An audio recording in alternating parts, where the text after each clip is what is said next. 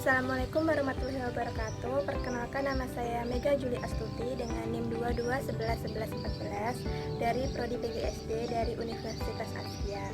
Di sini saya akan menjelaskan mengenai pendidikan menurut Ki Hajar Dewantara. Berdasarkan pada aspek kemerdekaan, artinya setiap manusia diberi kebebasan untuk mengatur hidupnya, tetapi sejalan dengan aturan yang ada di masyarakat. Melarang adanya paksaan atau hukuman kepada peserta didik karena dapat menurunkan jiwa kemerdekaannya.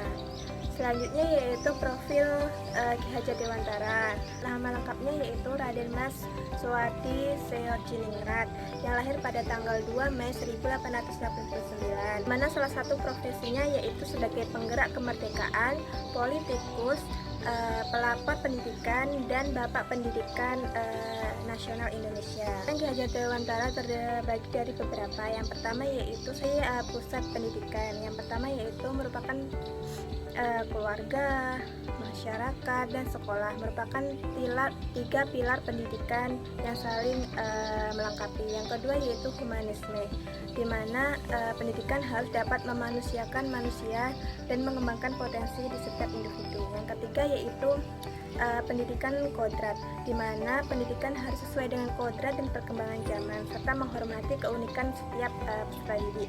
Dan yang terakhir yaitu keseimbangan antara individualitas dan sosialitas serta keseimbangan antara tradisi dan modern. Jadi di sini saya akan menjelaskan mengenai tri pusat pendidikan. Yang pertama adalah keluarga atau rumah, merupakan pendidikan yang pertama membentuk karakter dan nilai moral, kasih sayang serta kepekaan atau emosional.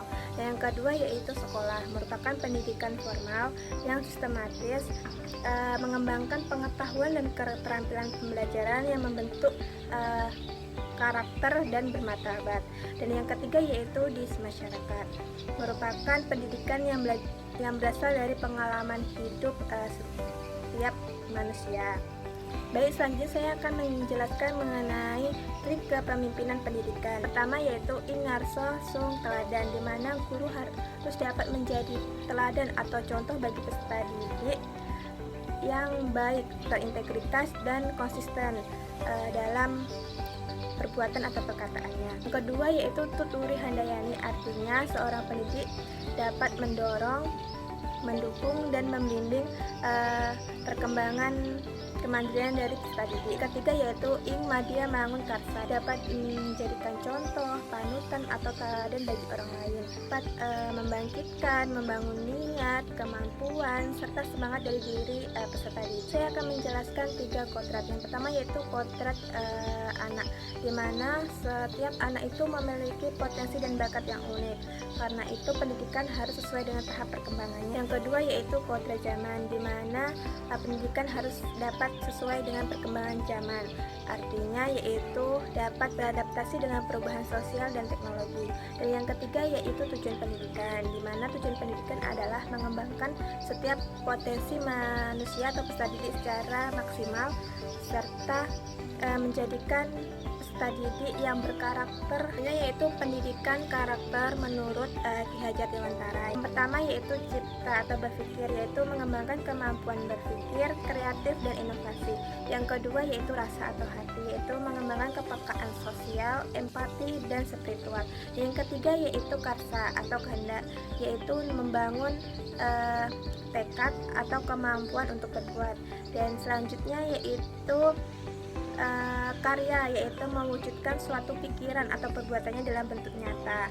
Terus keseimbangan antara sosial dan individual. Dan yang terakhir yaitu membentuk kepribadian yang utuh dan bermartabat. Selanjutnya yaitu relevansi dengan kehidupan modern atau saat ini. Yang pertama yaitu kurikulum merdeka, adalah pendidikan yang memerdekakan.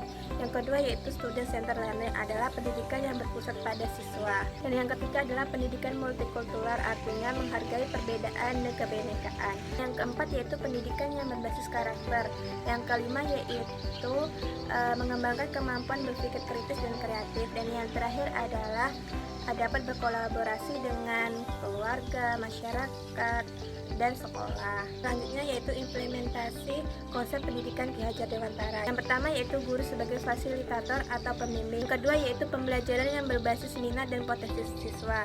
Yang ketiga yaitu dapat berkolaborasi dengan guru dan masyarakat, itu terintegrasi dengan nilai karakter di setiap mata pelajaran. Selanjutnya yaitu menciptakan lingkungan yang nyaman dan menyenangkan. Selanjutnya yaitu mengembangkan kemampuan kontekstual dan berpikir kritis. Jadi kesimpulan yang dapat diambil adalah konsep pendidikan Ki Hajar Dewantara ini tetap relevan hingga saat ini. Pendidikan yang humanistik, demokrasi, dan berbasis kemerdekaan. Yang ketiga yaitu pentingnya kolaborasi antara 3 pusat pendidikan, yaitu sekolah, keluarga, dan masyarakat. Selanjutnya yaitu guru sebagai teladan, motivator, dan pembimbing. Pendidikan karakter merupakan fondasi utama dalam membentuk pribadi seorang. Baik, itulah penjelasan dari saya. Apabila ada kata yang salah mohon dimaafkan. Saya akhiri dengan Assalamualaikum warahmatullahi wabarakatuh.